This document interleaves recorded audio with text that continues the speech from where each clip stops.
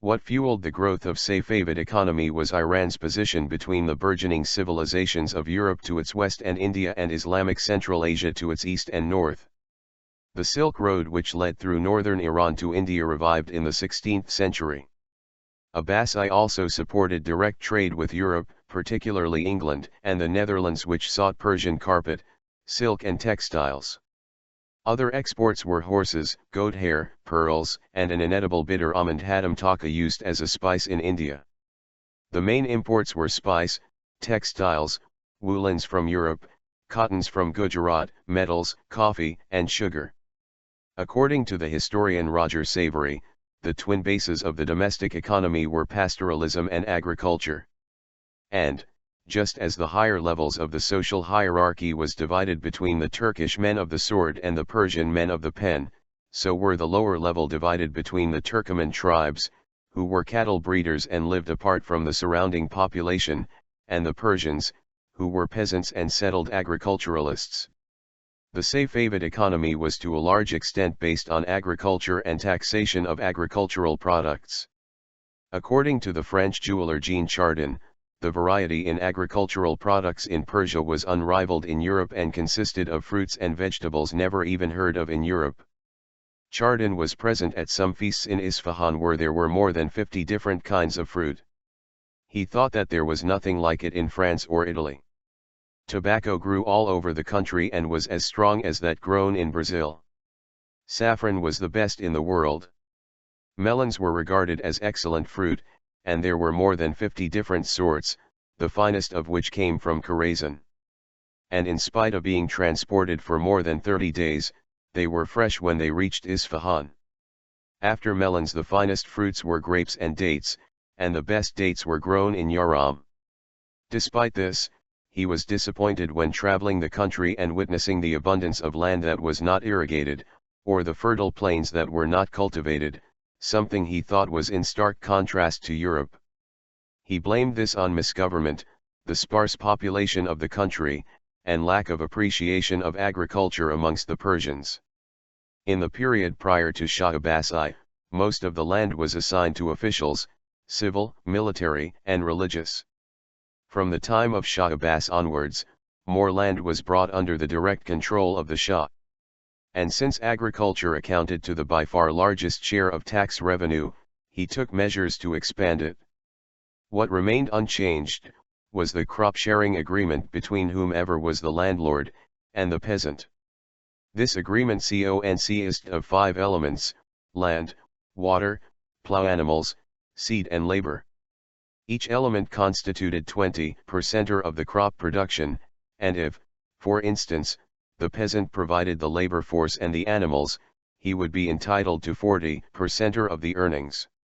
According to contemporary historians, though, the landlord always had the worst of the bargain with the peasant in the crop-sharing agreements.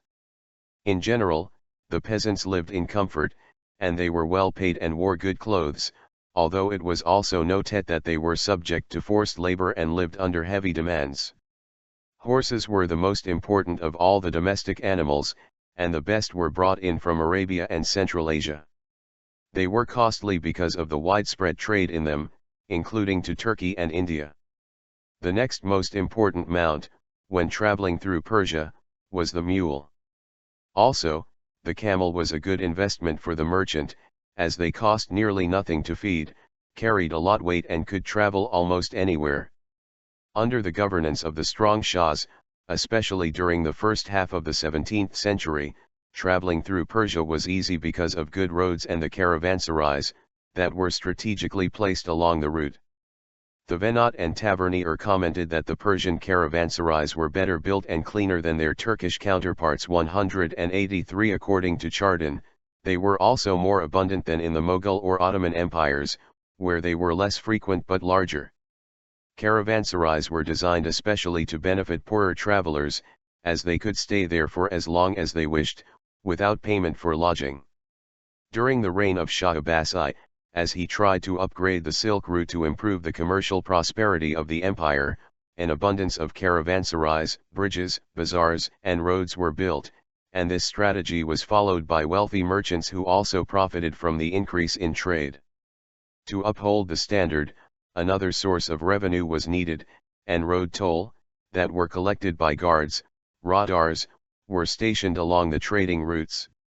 They in turn provided for the safety of the travelers, and both the Venat and Tavernier stressed the safety of traveling in 17th century Persia, and the courtesy and refinement of the policing guards. The Italian traveler Pietro della Valle was impressed by an encounter with one of these road guards. He examined our baggage, but in the most obliging manner possible, not opening our trunks or packages, and was satisfied with a small tax, which was his due. The Portuguese Empire and the discovery of the trading route around the Cape of Good Hope in 1487 not only hit a death blow to Venice as a trading nation, but it also hurt the trade that was going on along the Silk Route and especially the Persian Gulf. They correctly identified the three key points to control all seaborne trade between Asia and Europe: the Gulf of Aden, the Persian Gulf and the Straits of Malacca, by cutting off and controlling these strategic locations with high taxation. In 1602, Shah Abbas I drove the Portuguese out of Bahrain, but he needed naval assistance from the newly arrived British East India Company to finally expel them from the Strait of Hormuz and regain control of this trading route. He convinced the British to assist him by allowing them to open factories in Shiraz, Isfahan, and Jask. With the later end of the Portuguese Empire, the British, Dutch and French in particular gained easier access to Persian seaborne trade, although they, unlike the Portuguese, did not arrive as colonizers, but as merchant adventurers. The terms of trade were not imposed on the Safavid Shahs, but rather negotiated. In the long term, however, the seaborne trade route was of less significance to the Persians than was the traditional Silk Route. Lack of investment in shipbuilding and the navy provided the Europeans with the opportunity to monopolize this trading route.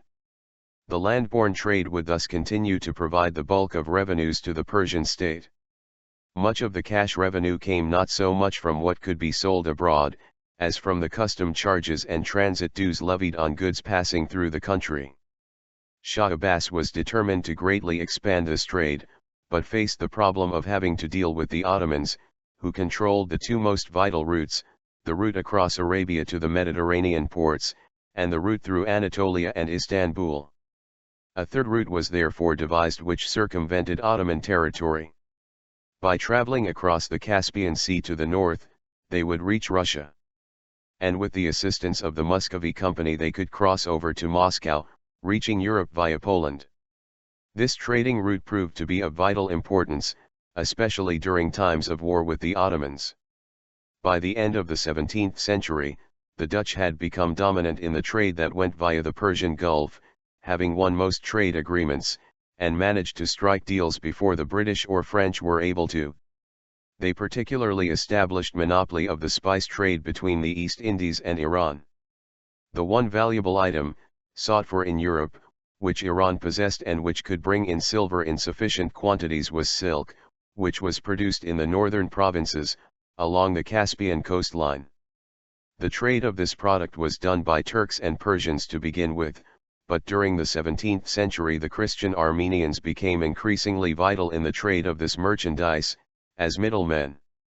Whereas domestic trade was largely in the hands of Persian and Jewish merchants, by the late 17th century, almost all foreign trade was controlled by the Armenians.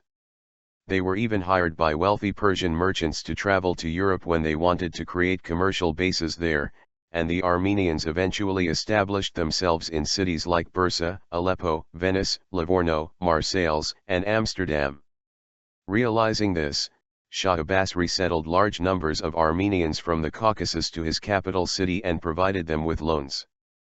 And as the Shah realized the importance of doing trade with the Europeans, he assured that the Safavid society was one with religious tolerance. The Christian Armenians thus became a commercial elite in the Safavid society and managed to survive in the tough atmosphere of business being fought over by the British, Dutch, French, Indians and Persians, by always having large capital readily available and by managing to strike harder bargains, ensuring cheaper prices than what, for instance, their British rivals ever were able to.